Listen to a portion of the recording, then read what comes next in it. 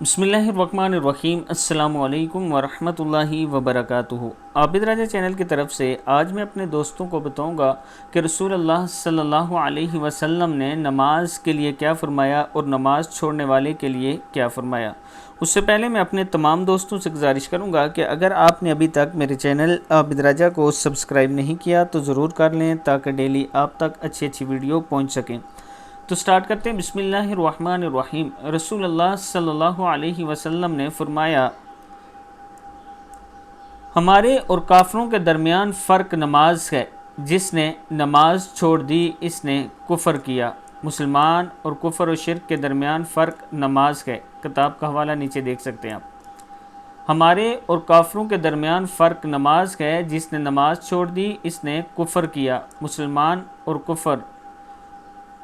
कुफ़र और शिरक के दरमियान फ़र्क नमाज है। मैं अपने दोस्तों से कहूँगा कि नमाज की पाबंदी करें। वैसे भी रमज़ान है, रमज़ान में अच्छे तरीके से और खुश व खुजू से नमाज अदा किया करें ताकि हमारा रब हमसे राज़ी हो सके। इस वीडियो को आपने आगे ज़रूर शेयर करना है। अस्सलामु अलैकुम वरहमतुल्लाहि वबरकातुहू।